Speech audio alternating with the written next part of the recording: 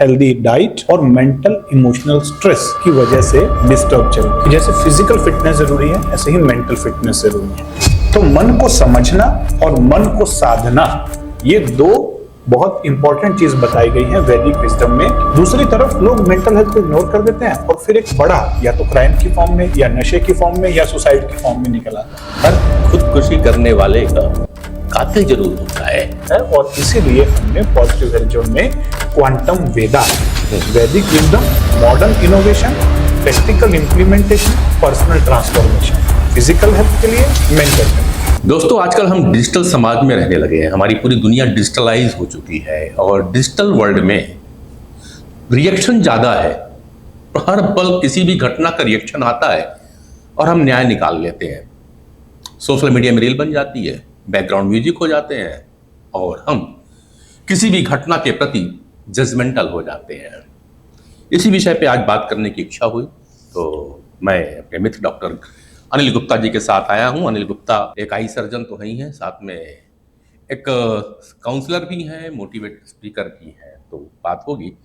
तो डॉक्टर साहब, सबसे पहले तो मैं आपका स्वागत करूं कि आपने एक समय भी दिया, उसके लिए आभार भी होगा।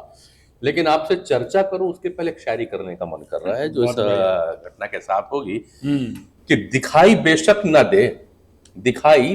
ना दे पर शामिल जरूर होता है। हर खुदकुशी करने वाले का कातिल जरूर होता है। अब आप पूछोगे सब कातिल, खुदकुशी करने वाले का भी कातिल होता है। क्या बात? अब ये एक बड़ा ही लोगों को लगेगा कि ये क्या बात करने लगे, खुदकुशी करने वाले का कातिल दूसरा कौन हो सकता है। तो विषय आपके पास चलेगा। मैं खोजने लगा उस कातिल को तो पकड़ पाया। हर खुदकुशी करने वाले का एक ही कातिल था और वो था उसका मेंटल डिस्ट्रेस, मेंटल ट्रॉमा या मन। तो मैं कहा था आपसे बात किया जाए कि जितनी भी हिस्ट्री हमने निकाली वो सारी हिस्ट्री में एक बात बड़ी कॉमन आ रही थी कि जिसने आत्महत्या की उसकी मेंटल स्टेटस ठीक नहीं थी। तो एक कल्प्रिट है डॉक्टर साहब। बिल्कुल ठीक कहा पांडे जी आपने, और टॉपिक भी बहुत अच्छा चूज किया है। और जो आप कह रहे हो ना, मैं आपकी भावनाओं को समझ रहा हूं कि हर खुदकुशी करने वाले का कातिल जरूर होता है, लेकिन हम उसे ढूंढ नहीं पाते। इसके ऊपर बहुत सारी मूवी भी बनी। 3 इडियट एक मूवी आई थी आमिर खान की। हाँ जी। उसका दोस्त सुसाइड कर लेता है। बिल्कुल। और पोस्टमार्टम में कॉज क्या निकल कर आता है कि intense pressure on the wind pipe. हाँ। तो आमिर खान कहते हैं कि ये इंजीनियर कितने स्मार्ट हैं कि इन्होंने ये मशीन तो बना ली कि यहाँ का प्रेशर कितना था, लेकिन यहाँ प्रेशर कितना था ये चेक करने की मशीन नहीं है। जी बिल्कुल बिल्कुल। तो हर खुदकुशी करने वाले का मेंटल प्रेशर भी तो चेक होना चाहिए ना। और काश ये मेंटल प्रेशर खुदकुशी करने से पहले चेक हो जाए तो पता चलेगा कि यस, ये बहुत लंबे समय से हाई मेंटल प्रेशर में जी रहा था, मन के तनाव में जी रहा था। और इनफैक्ट जो लेटेस्ट रिसर्च बता रही हैं, डाटा बता रहे हैं, आंकड़े बता रहे हैं, मीडिया बता रहा है कि एक साइलेंट सुनामी सा चल रहा है मेंटल हेल्थ प्रॉब्लम का, मेंटल हेल्थ इश्यूज का। सुसाइड तो उसका एक भयावह रूप है जो रिपोर्टिंग भी हो जाता है और दिखाई भी देता है, लेकिन डिप्रेशन, एंग्जाइटी, नींद नहीं आना, चिड़चिड़ापन, फ्रस्ट्रेशंस, एंगर, लड़ाई झगड़ा, सुसाइड, नशा, ये सारे कहीं ना कहीं इस स्ट्रेस की कुछ ना कुछ छोटे मोटे एग्जाम्पल्स ही तो हैं मेंटल हेल्थ इश्यूज के। बिल्कुल। अब जब मेंटल हेल्थ की बात करें, अपने एक 3 इडियट का सीन को जिक्र किया यहाँ पे आमिर खान के दोस्त का, मैं थोड़ा सा और ले चलता हूँ जो अभी लाइव चल रहे हैं। आज जब ये वीडियो रिकॉर्ड हो रहा है दोस्त, आज 20 मई है और पूरे टीवी चैनल उठा के आप देखो और सोशल मीडिया को आप देखो, इंस्टाग्राम को या फेसबुक को, सब में एक ट्रायल चल रहा है मीडिया में। वो है भोपाल की ट्विसा की बात चल रही है। ट्विसा जो एक क्या बोले चीज को अपन कहते हैं कि सेल्फ डिपेंडेंट फीमेल है, पुणे में मिस इंडिया रही, शादी करती है, अच्छे घर में शादी होती है, एडवोकेट फैमिली है और जो उसकी मदर इल्ला है वो भी जज के रूप में है फैमिली कोर्ट में भोपाल में, और वो सुसाइड कर लेती है। अब लोग कहना यहाँ पे अलग क्यों कहता है कि सुसाइड की, कुछ ने कहा कि नहीं उसका मर्डर हुआ है, जो कि मैं का पक्ष लगा रहा है। क्या हमें उस पर बात नहीं करनी है कि कौन सही और कौन गलत है, ये तो रिजल्ट पे बात करेगा। लेकिन मैं फिर उसी पे आ रहा हूँ, मेंटल ट्रॉमा की। जितनी भी केसेस लगाई गई, इस पे जो चर्चाएं देख रहा हूं, जितना भी मैंने पढ़ा, उस पे एक बात ये आ रही डॉक्टर साहब कि कहा जाता है कि इसकी काउंसलिंग चल रही थी ट्रिशा की, और ये कुछ पिल्स भी लेती थी, कई बार साइकेट्रिस्ट के पास गई, साइकोलॉजिस्ट के पास भी गई, यानी कि मेंटल प्रेशर था, डिप्रेशन में थी, एंजाइटी में थी, कुछ ऐसी परिस्थितियां निर्मित हुई कि उसने सुसाइड किया। ठीक है, एक बात और आती, दूसरा पक्ष भी ले लेता हूँ, नहीं तो दर्शक कहेंगे कि आप एक तरफा बात कर रहे हो, दूसरा पक्ष लेता हूँ। चलिए, अगर मदर इन लॉ ने, जैसा कहा गया कि उसका हत्या की है, अगर अटेम्प्ट टू मर्डर की बात हो रही है, तो वही परिस्थिति आई होगी। हो सकता है वो भी किसी मेंटल ट्रॉमा से गुजर रही है। यानी मेरा कहने का मतलब ये है कि अगर कोई क्राइम कर रहा है या जिसके ऊपर क्राइम हुआ, दोनों कहीं ना कहीं मेंटल ट्रॉमा से, स्ट्रेस से, डिप्रेशन से, एंजाइटी से गुजरे हुए होते हैं। ऐसे मैंने भी 2-3 केसेस और देखे हैं। बात करते करते मैं लाऊंगा जितने भी मैंने सुसाइड के देखे, इवन जितने क्राइम के केस अभी रिसेंटली मैंने महीने 2 महीने में देखे ना, वो सब के सब मेंटल स्ट्रेस की वजह से हो रहे हैं। बिल्कुल ठीक कह रहे हैं पांडे जी। एक बात को समझिए कि मीडिया में जो रिपोर्ट होता है जी, या जो दिखाया जाता है, जैसे क्राइम हो गया तो क्राइम सनसनी बन जाता है, उसकी ब्रेकिंग न्यूज चलाई भी जाती है, किसी ने सुसाइड किया उसके बारे में कि सुसाइड था या मर्डर था, क्या था, उसके ऊपर फिर एक चलता है। लेकिन एक चीज को समझिए कि ये जो 1 या 2 केस हुआ, उस प्रकार के बहुत सारे केस अभी पनप रहे हैं जिन्हें होने से रोका जा सकता है जी। लेकिन ये कब होगा? जब क्राइम के बारे में नहीं, क्राइम क्यों हो रहा है उसके रूट कॉज पे, उसकी जड़ों पे बैठ के वाद विवाद होगा, चिंतन होगा, मंथन होगा, विचार विमर्श होगा। लेकिन अभी की जो मानसिकता बनी हुई है, न्यूज को दिखाया जा रहा है, न्यूज देखने के बाद हम उसका पोस्टमार्टम कर रहे हैं, क्यों हुआ, कैसे हुआ, कौन जिम्मेदार। लेकिन ये नहीं समझ रहे हैं कि इस प्रकार के केसेस आगे भी तो लगातार देखने को मिल रहे हैं। आप पिछले 1-2 सालों में भी देखिए, अलग अलग प्रकार के डोमेस्टिक वायलेंस के केस, मर्डर के केस, सुसाइडल के केस बहुत सारे देखने को मिले। लेकिन हर केस का फिर वही होता है, एक ब्रेकिंग न्यूज बन जाती है, कुछ दिनों तक मीडिया में चलती है, लेकिन जो रूट कॉज है, ताकि प्रिवेंशन किया जा सके, बहुत सारे आने वाले केसेस को बचाया जा सके। सिंपल सी बात समझिए, बीमारियां हो रही हैं, उसके बारे में दिखाया जा रहा है, इतने % बीमारी बढ़ गई, इतने % मोटापा बढ़ गया, ये आंकड़े हैं, वो आंकड़े हैं। ऐसा देखने से सनसनीखेज न्यूज तो बनती है, लेकिन उसी दौरान ये बीमारियां बढ़ क्यों रही हैं और इनको कैसे रोका जा सकता है, इसके ऊपर बात नहीं हो रही है। सुसाइड हो रहे हैं, सनसनी हो रही है, सुसाइड कैसे रोके जा सकते हैं, इसके ऊपर बात नहीं हो रही है। दो ही पे बात होती है, या तो सिंपैथी पे बात हो रही है या सनसनी पे बात हो रही है। सनसनी पे बात हो रही है, दो ही चीजों पे होती है। सनसनी केस न्यूज बन रही कि उसने इसको मार दिया, या उसने सुसाइड कर लिया तो उसके प्रति सिंपैथी दिखा रहे हैं। राइट। दो ही चल रहा है। जिम वाले केसेस में ले लीजिए, जो सडन हार्ट अटैक हो रहे हैं। अभी एक एग्जांपल और अच्छा है उसका ना, यूपी के जो प्रतीक यादव, यूपी के पूर्व सीएम का, के प्रतीक मतलब कितना कॉन्शियस था अपनी हेल्थ को लेकर के, फिटनेस फ्रीक था, चैलेंज लिया, वो हैवी वेट था, बिल्कुल था। लेकिन जब उनके फादर मुलायम सिंह ने कहा तो उसने अपने आप को पूरी जिम में झोंका और एक अच्छा फिटनेस लाया। बहुत अच्छा 38 इयर्स में एक्सपायर हुआ, जबकि सबसे बढ़िया जिम उसका लखनऊ में है।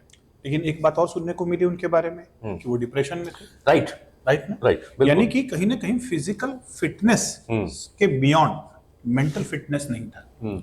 ठीक है, डेथ का रीजन कुछ भी रहा हो, मैं वो नहीं कह रहा हूं, हमारा मुद्दा ये है भी नहीं, आज बिल्कुल मुद्दा नहीं है हमारा मुद्दा ये है कि ये जो चीजें हो रही हैं, इन सब के पीछे कॉमन चीज निकल कर आ रही है, मानसिक तनाव।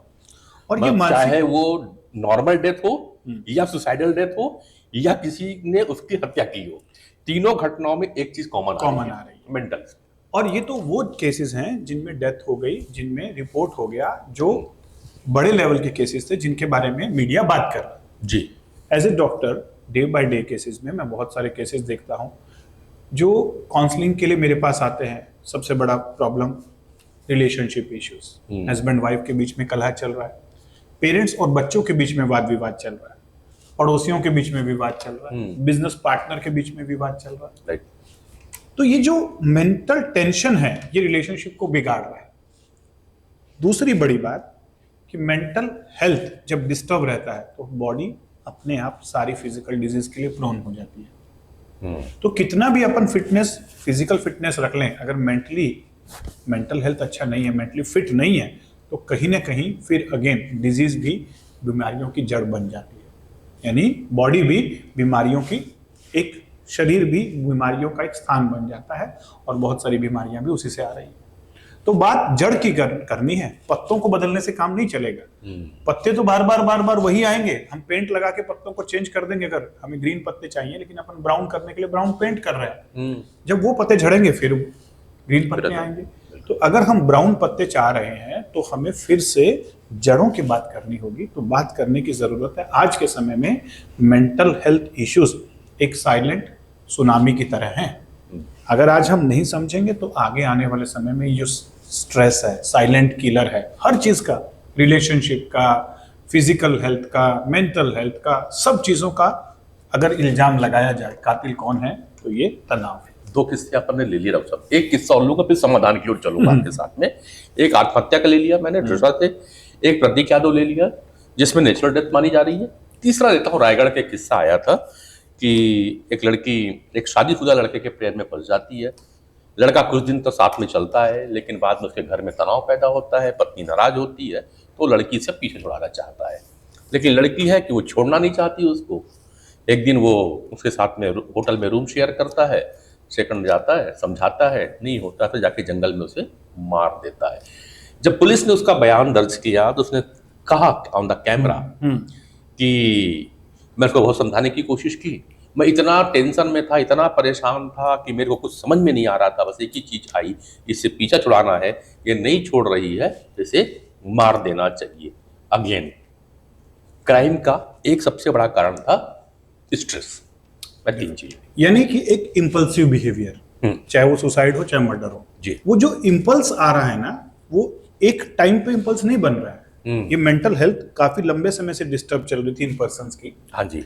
और जब मेंटली हम फिट नहीं रहते हैं तो फिर डेफिनेटली जब कुछ ऐसे ट्रिगर्स मिल जाते हैं आसपास के परिस्थितियों में तो ये इम्पल्सिव बिहेवियर आ जाता है। चाहे वो सुसाइड की फॉर्म में कन्वर्ट हो जाए और चाहे वो किस फॉर्म में कन्वर्ट हो जाए, मर्डर की फॉर्म में, या फिर अगर आपने हैवी वर्कआउट कर लिया, मेंटली आप एनर्जेटिकली नहीं थे, बॉडी के अंदर में ऑलरेडी डिजीज पनप रही थी, सडन ट्रिगर मिला एक्सरसाइज का, डेथ हो गई। चलिए यहां पर एक चीज कहना चाहूंगा कि बॉडी के अंदर एक फिजिकल एनर्जी है, लाइफ फोर्स एनर्जी। मैं अर्थात अब इसको समझता हूँ एक एक करके। हाँ। पहला चीज तो था 2 केसेस को लिखे हैं। एक में हुआ कि इतना उसका इम्पल्सिव बिहेवियर हो गया था और फर्दर डिसाइड किया कि अपने आप को खत्म करना है, और दूसरा एक इशू था कि दूसरे को खत्म करना है। सबसे पहले मैं इन 2 पॉइंट को आपको समझूंगा, तीसरे को थोड़ा सा बाद में लेके चलता हूँ। तो मुझे 2 पॉइंट का समझिए, रूट कॉज और कैसे डेवलप हुआ, और ऐसी सिचुएशन आती है तो लोग कैसे क्या कर सकते हैं। हम सब कहते हैं, पहला तो यही हुआ ना कि ऐसी सिचुएशन क्यों निर्मित हो रही है कि एक नॉर्मल व्यक्ति, ठीक है, जब अभी तक तो सह रहा था, लेकिन अचानक ऐसी कंडीशन क्या आती है जो अपने आप को खत्म करना चाहता है या सामने वाले को खत्म करना चाहता है। एक्चुअली जब काउंसलिंग के लिए केसेस आते हैं, कंसल्टेशन के लिए केसेस आते हैं, तो बहुत सारे लोग ऐसा बताते हैं, सर आजकल मैं ओवर रिएक्टिव हो गया हूँ, तुरंत मिजाज हो गया हूँ, छोटी छोटी बातों पर गुस्सा करने लग गया हूँ, इरिटेशन रहने लग गया हूँ, फ्रस्ट्रेशन सा आ रहा है। क्लियर। दूसरा बिहेवियर ये देखने को मिल रहा है कि सर आजकल ना सेटिस्फेक्शन सा नहीं रहता है, माइंड ना एकदम से कुछ लगता है काम ही नहीं कर रहा है, कुछ डिसीजन ले ही नहीं पा रहा हूँ, कंफ्यूजन सा लगता है, मूड स्विंग्स हो रहे हैं, लो एनर्जी लग रहा है। और तीसरा सिचुएशंस ये भी आ रहा है कि सर कभी कभी ना एकदम इंपल्सिव मोड एक्टिवेट हो जाता है और मैं कुछ ऐसा कर देता हूं घर परिवार में, बिजनेस में या बाहरी दुनिया में। कई बार रोड पे जा रहा होता हूं तो किसी के साथ किसी ने कुछ थोड़ा सा कर दिया तो इंपल्शन में उसके साथ लड़ाई झगड़ा कर लिया, रोड रेज जो देखने को मिल रहा है। घर में किसी फैमिली मेंबर के साथ ऐसा बोल दिया या ऐसा कुछ कर दिया फिजिकली जो नहीं करना चाहिए था, हाथ उठा दिए, कुछ कर दिया। तीसरा इसी प्रकार का खुद के साथ कभी कभी लोग एक्सेप्ट करते हैं कि उन्हें सुसाइडल करने का मन करता है, सुसाइडल थॉट्स जिसको हम बोलते हैं। ये तीनों ही इंपल्सिव बिहेवियर हैं।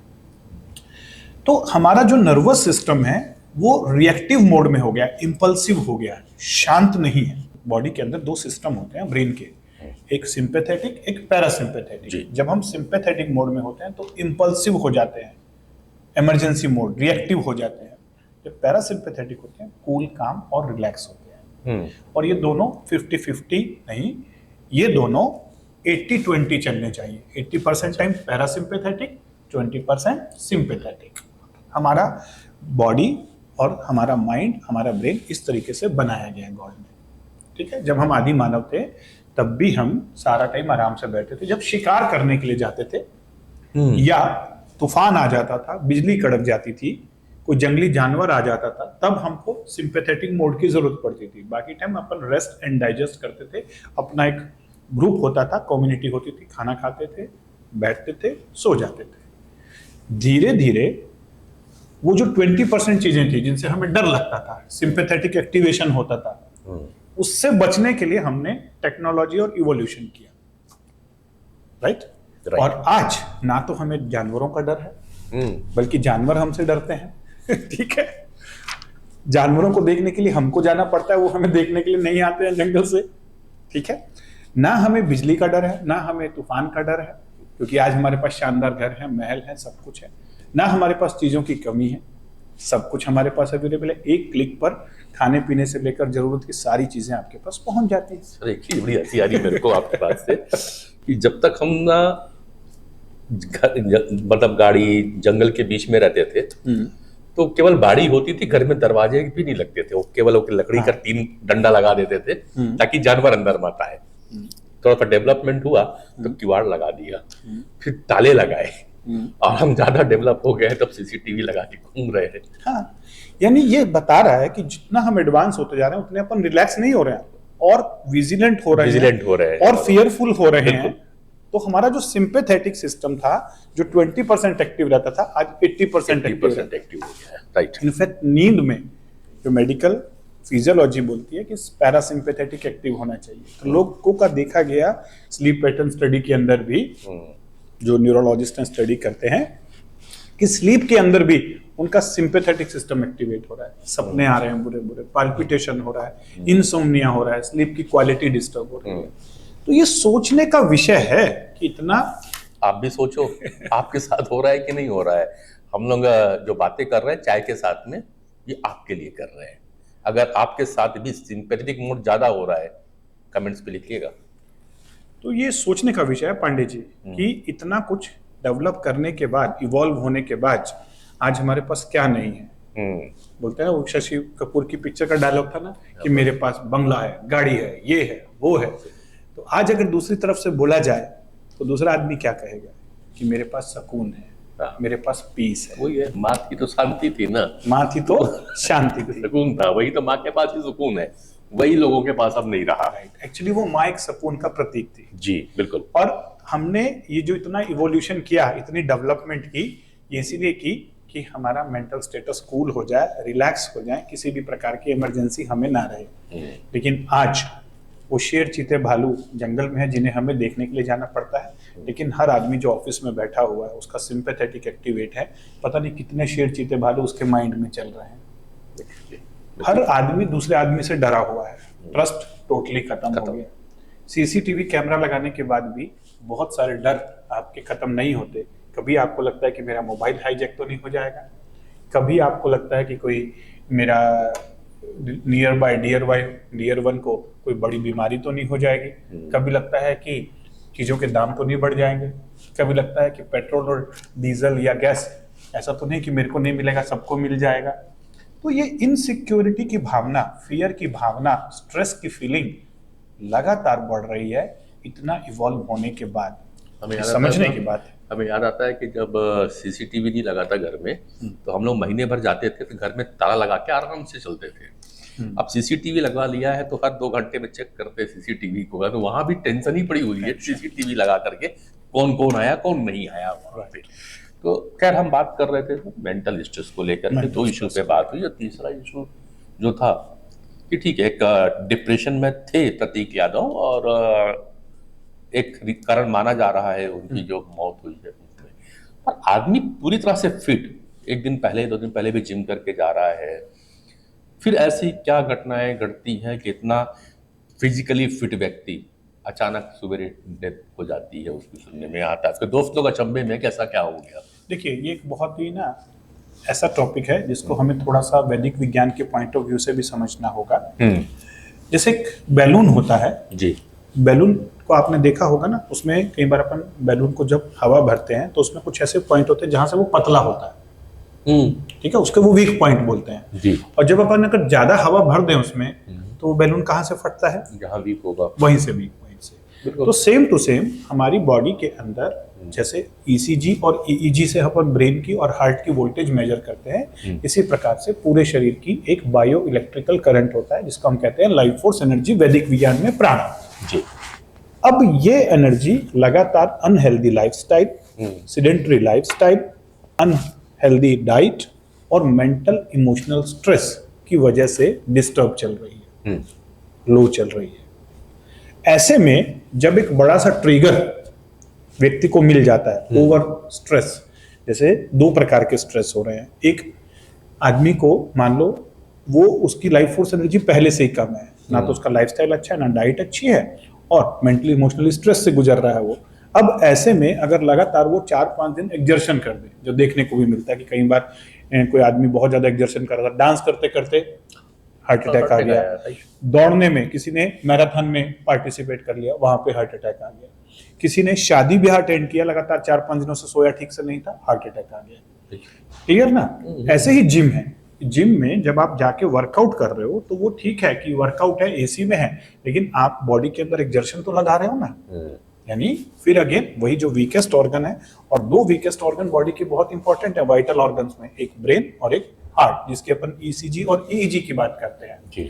और उसमें जब चेंजेस आता है या तो हार्ट अटैक या ब्रेन हेमरेज, पैरालिसिस, ये बहुत सारे केसेस में देखने को मिल रहा है जी। तो इसमें भी हम ये समझते हैं कि फिजिकल फिटनेस के साथ साथ मेंटल इमोशनल स्ट्रेस भी लाइफ फोर्स एनर्जी को डिस्टर्ब करता है।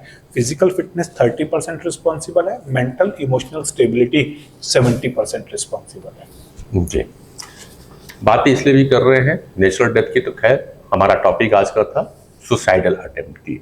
कुछ देर पहले मैं देख रहा था जब आपके पास आ रहा था तो ये भी आया, WHO की एक रिपोर्ट है, रिपोर्ट आज की नहीं है, ये 2019-20 की रिपोर्ट कहती है कि हर 40 सेकंड में एक सुसाइडल अटेम्प्ट हो रहे हैं। बड़ा डेंजर। और 19-20 की बात कर रहा हूं, 19-20 की बात है, आज तो 25-26 आ गया है, तो शायद कुछ बढ़ भी गया होगा जिस तरह से हम देख रहे हैं। सोल्यूशन की थोड़ी सी बात होनी चाहिए आपके साथ में, ठीक है, काउंसलिंग एक पार्ट है, लेकिन ये सिचुएशन तो हर किसी के साथ आ रही है। तभी आपने कहा बैलून कमजोर है, पर अभी किधर कमजोर है वो पता नहीं है अपने को। वो तब होता है जब ज्यादा हवा भर दी जाती है, तभी कौन सा मेरा ऑर्गन, जिस आप वाइटल एनर्जी की आप बात कर रहे हैं, तो वो कहाँ पे कमजोर है तो पता ही नहीं है। ठीक है, तो ऐसे कंडीशन में क्या करें कि कभी ओवर एक्सर्शन हो जाए और स्ट्रेस इतना बढ़ जाए कि हमारा गुब्बारा फूल जाए। तो देखिए दो चीजें हैं ना, कि अपने को इस बात को पहले बहुत ही इंपॉर्टेंटली नोट करना है कि जैसे फिजिकल फिटनेस जरूरी है, ऐसे ही मेंटल फिटनेस जरूरी है। जितनी इंपॉर्टेंस अपन फिजिकल हेल्थ को दे रहे हैं, उतनी ही इंपॉर्टेंस मेंटल हेल्थ को दें। ठीक है, जैसे हमको पता होता है कि मैं फिजिकली फिट नहीं हूं तो मैं दौड़ूंगा नहीं, ठीक है, क्योंकि मेरी हड्डी टूट सकती है या मेरे पैर में मोच आ सकती है, मैं नहीं करूंगा। इसी प्रकार से अगर मेंटली फिट नहीं है और यहाँ पर कोई झगड़ा हो गया, कोई इमोशनल डिस्टरबेंस आ गया, किसी ने कुछ बोल दिया, तो वहीं पे तो या तो मर्डर, इंपल्सिव बिहेवियर या सुसाइड या कुछ बहुत मेजर क्राइम। तो अगर हम समय रहते पहले से जैसे फिजिकल फिटनेस पे ध्यान दे रहे हैं कि भाई मुझे स्लीप जरूरी है, मुझे अपना डाइट सही रखना है, मुझे बॉडी की स्ट्रेंथ अच्छी रखनी है, ऐसे ही माइंड का प्रेशर ठीक रखना है, माइंड की स्ट्रेंथ अच्छी रखनी है, जो अपोजिट या अनफेवरेबल कंडीशंस लाइफ में डेवलप हो रही हैं, उसके लिए एक कूल काम मेंटल एटीट्यूड जरूरी है। और ये ट्रेनिंग जब प्रॉब्लम आती है तब नहीं दे सकते तुरंत में, पहले से। जैसे बच्चा एग्जाम में जाके तभी परफॉर्म कर पाता है जब वो साल भर पढ़ा होता है, वही चीजें उसके माइंड में आती है, फिर वो लिख पाता है। इसी प्रकार से जो हमारी वैदिक फिलॉसफी थी, जीवन दर्शन, लाइफ फिलॉसफी, जैसे यथार्थ गीता की बात करें, पतंजलि योग सूत्र की बात करें, विज्ञान भैरव तंत्र की बात करें, मैं ये 3 बुक्स का बार बार एग्जाम्पल देता हूं, क्योंकि ये माइंड की ट्रेनिंग है, ट्रेनिंग मैन्युअल्स हैं लाइफ फिलॉसफी के, जीवन दर्शन के। तो जब हम डेली लाइफ में इस प्रकार के लिटरेचर्स को, स्क्रिप्चर्स को पढ़ते हैं, तो हमारा माइंड एक सिलेबस की तरह उसे एक्सेप्ट कर लेता है और समझ रहा होता है, सीख रहा होता है कि मुझे विपरीत परिस्थितियों में कैसा बिहेव करना चाहिए। किसी को नहीं पता कब आएगी, हो सकता है रोड पे आ जाए, हो सकता है घर में आ जाए, हो सकता है बिजनेस में आ जाए। लेकिन अगर आपके पास पहले से वो नॉलेज है, वो लाइंस आपके माइंड को पता है, तो माइंड उस समय उनका रेफरेंस लेके कूल काम रहेगा। उसे समझ में आएगा कि मुझे जीवन को सही डायरेक्शन में कैसे जीना है। दूसरा है डेली बेसिस पर मेडिटेशन। जब हम डेली बेसिस पर मेडिटेशन करते हैं, मेडिटेशन का मतलब केवल रिलैक्सेशन नहीं है, मेडिटेशन का मतलब है अपने मेंटल मशीन को शार्प करना, ट्रेन करना, विपरीत परिस्थितियों में भी सहज रहने का। तो मन को समझना और मन को साधना, ये दो बहुत इंपॉर्टेंट चीज बताई गई है वैदिक विजडम में मेंटल हेल्थ को सही रखने के लिए। जैसे अपन फिजिकल फिटनेस के लिए डाइट और एक्सरसाइज, ये दो रोल कहते हैं, तो माइंड मेंटल हेल्थ के लिए मन को समझना, मन को साधना। समझने के लिए मॉडर्न साइकोलॉजी की जरूरत नहीं, वैदिक विज्ञान में मैंने जो बताया, यथार्थ गीता बोला, विज्ञान भैरव तंत्र बोला, पतंजलि योग सूत्र बोला, ऑलरेडी और भी कई बुक्स हैं, अष्टवक्र गीता है, बहुत सारे ग्रंथ हमारे पास में, उसमें से 6-7 ग्रंथ अपन अपनी लाइफ में ऐड ऑन करें। दूसरा है योग के अंदर वो टेक्निक्स हैं, अष्टांग योग के अंदर, उसमें से स्पेसिफिकली प्रत्याहार, धारणा, ध्यान और समाधि, ये वो टेक्निक्स हैं जो आपके माइंड को ट्रेन करती हैं डेली बेसिस पर कूल काम रहना, पैरासिम्पैथेटिक मोड में रहना। तो इतना बढ़िया वैदिक विज्ञान हमारे पूर्वज, हमारे ऋषि मुनि हमारे लिए छोड़ के गए हैं। मैं तो उन ऋषि मुनियों को प्रणाम करता हूं कि वो लिख के चले गए, बता के चले गए, समझा के चले गए। और आज के मॉडर्न समय में ये कोई फैशन नहीं है, ये दिखावा नहीं है वैदिक विज्ञान, ये आज के समय की सबसे बड़ी जरूरत है। और इसीलिए हमने पॉजिटिव हेल्थ जोन में क्वांटम वेदा, वैदिक wisdom, modern innovation, practical implementation, personal transformation, physical health के लिए, मेंटल हेल्थ के लिए, इसको लेकर आए। राइट। तो एक अंत चलते चलते कि लोगों को थोड़ा बहुत तो आभास हो जाता है डॉक्टर साहब कि इसकी मेंटल स्टेटस ठीक नहीं है, चाहे वाइफ हो, चाहे बहन हो, चाहे माँ बाप हो, राइट, लेकिन नजरअंदाज करते हैं उसको। सजेशन क्या होगा आपका, कब उन्हें काउंसलिंग की जरूरत पड़ती है और क्या कर लेना चाहिए प्राइमरी कंडीशन? राइट, देखिए अक्सर लोग मेंटल हेल्थ को बहुत ही नेग्लेक्ट करते हैं। एक बार बॉडी में पेन होगा, 2 बार होगा, 3 बार होगा पेट में, तो तुरंत सोनोग्राफी करा लें। बिल्कुल, ठीक है, हेडेक होगा तो तुरंत डरते हैं कहीं कुछ मेजर ना हो जाए, सीटी स्कैन करवा लें। लेकिन मेंटल हेल्थ को इतना ज्यादा इग्नोर करते हैं, एक तो उसके पीछे स्टिग्मा जुड़ा हुआ है, उनको लगता है कि मेंटल हेल्थ के लिए मुझे केवल साइकेट्रिस्ट के पास ही जाना पड़ेगा। और साइकेट्रिस्ट के पास जाने का मतलब क्या कि लोग क्या कहेंगे कि अरे वो साइकेट्रिस्ट की मदद ले रहा है, लड़का पागल हो गया है। हाँ, ये इस माइंडसेट को चेंज करना, ड्रामा हो रहा है माइंडसेट। दूसरा, हर मेंटल इश्यूज के लिए जरूरी नहीं कि साइकेट्रिस्ट के पास ही जाए।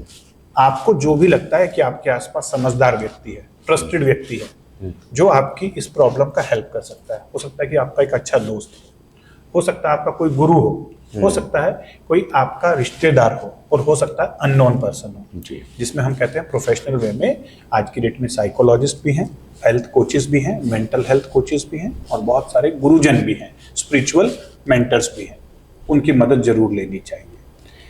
क्यों लोग ज्यादातर मेंटल हेल्थ को इग्नोर करते हैं और फिर उसके 2 रिजल्ट मिलते हैं, या तो वो मेंटल हेल्थ क्रॉनिक चलते रहता है, फिर बड़ी सी बीमारी की फॉर्म में निकलता है, कैंसर या कोई बड़ी बीमारी, और फिर उस समय उनको वो सारी चीज करवाते हैं जो एक मेडिकल साइंस बोलता है, लेकिन तब भी वो रूट कॉज नहीं पकड़ में आता है। अब तो सर डॉक्टर्स भी बोलने लगे कि डायबिटीज और हाइपरटेंशन भी मेंटल इशू है। 80% साइकोसोमैटिक डिजीज है, ये मेडिकल साइंस मानने लग गई है। लेकिन मेडिकल साइंस अपना रोल बहुत अच्छा प्ले कर रही है 20% चीजों को मैनेज करने के लिए, एक्यूट मैनेजमेंट के लिए। एक्यूट मैनेजमेंट मेडिकल साइंस से करवाएं, लेकिन उसका जो रूट है उसको पकड़ने के लिए फिर अगेन हॉलिस्टिक हेल्थ केयर की जरूरत है, एक ऐसे एक्सपर्ट्स की जरूरत है जो holistic mind, brain, body, soul को समझते हुए उसे वेलनेस की तरफ लेके चले और उसके मेंटल क्लैरिटी और मेंटल पीस की तरफ लेके चले। दूसरी तरफ लोग मेंटल हेल्थ को इग्नोर कर देते हैं और फिर एक बड़ा या तो क्राइम की फॉर्म में, या नशे की फॉर्म में, या सुसाइड की फॉर्म में निकल आता है। और पांडे जी, आपने देखा होगा अपने आसपास, अपने को समझ में आ जाता है कि बंदा अभी थोड़ा सा मेंटली डिस्टर्ब चल रहा है, लेकिन कोई भी उसकी हेल्प नहीं कर रहा होता है उसको एक सही पर्सन तक पहुंचाने की। बिल्कुल। और बाद में जब अपन सुनते हैं फिर अपना भी रिएक्शन होता है, अरे यार उसके साथ ऐसा हो गया, उसने ऐसा कर लिया, फला ने ऐसा कर लिया, तो वो वैसा रिएक्शन ना देके मुझे लगता है अब सोसाइटी में हम सबको जिम्मेदारी लेनी होगी कि अगर कोई दिखे जो मेंटली लगे कि हाँ इसको जरूरत है, और मेंटल हेल्थ इश्यूज का मतलब सुसाइड, डिप्रेशन या बड़ा सा कोई ओसीडी नहीं है। छोटे छोटे जो सिम्टम है, एंजाइटी, एंगर, इरिटेशन, फ्रस्ट्रेशन, चिड़चिड़ापन आना, मूड स्विंग होना, लो एनर्जी फील करना, आपका फोकस नहीं आना, टेंशन डेफिशिट हो जाना और लगातार मूड में बदलाव होते रहना, या प्रोडक्टिविटी और एफिशिएंसी कम हो जाना, नींद प्रॉपर नहीं होना, ये भी छोटे छोटे मेंटल हेल्थ के प्रॉब्लम्स हैं जिसे समय रहते अगर हम समझ लें तो बड़े बदलाव में होने से रोका जा सकता है। बिल्कुल। तो आज हमने शुरुआत की थी चाय की चर्चा में ईशा केस से लेकर के बायोलॉजी के बाद तक एक किस्सा और लिया, 2 प्रेमियों का, 3 विषय पे बात किया और समझ में एक ही बात आई कि इन सब का कातिल एक था और वो था मानसिक तनाव। अब कुल मिला के यहाँ खत्म करूं तो शायरी के बाद अब दोहा में आना चाहिए। तो कबीर की दोहा है, कस्तूरी कुंडल बसे मृग ढूंढे बन माए। कंडीशन कुछ हमारी यही हो चुकी है। हम सबको मालूम है कि कातिल अंदर बैठा हुआ है, वही आपसे दूसरे की हत्या करवा रहा है, आपकी अपनी खुद की हत्या करवा रहा है, लड़ाई झगड़े करवा रहा है, और हम बाहरी दुनिया में दूसरे कातिल को ढूंढने की कोशिश कर रहे हैं। कस्तूरी ढूंढिए, अपने मन को शांत करिए, डॉक्टर अनिल की बातों को गौर करिए। आपने शायरी के साथ शुरुआत की थी, मैं भी शायरी के साथ बंद कर देता हूँ जी। और आखिरी जो शायरी रहेगी वो अगले पॉडकास्ट का टॉपिक भी हो सकता है कि अलमारी में रखी हुई किताबों ने सुसाइड कर लिया। वाह। कि अलमारी में रखी हुई किताबों ने सुसाइड कर लिया और इल्जाम मोबाइल पर लग गया। बिल्कुल। तो समझिएगा अगली बार अगर अच्छा टॉपिक हो सकता है। बिल्कुल। तो चलिए, किताबें आप पढ़ना जारी रखिए, मोबाइल को समझिए, मिलेगा। नहीं समझ में आया तो अगले पॉडकास्ट का इंतजार करिए। चाय के साथ 2 कप, 2 व्यक्ति, डॉक्टर अनिल और नरेंद्र पांडे मिलेंगे।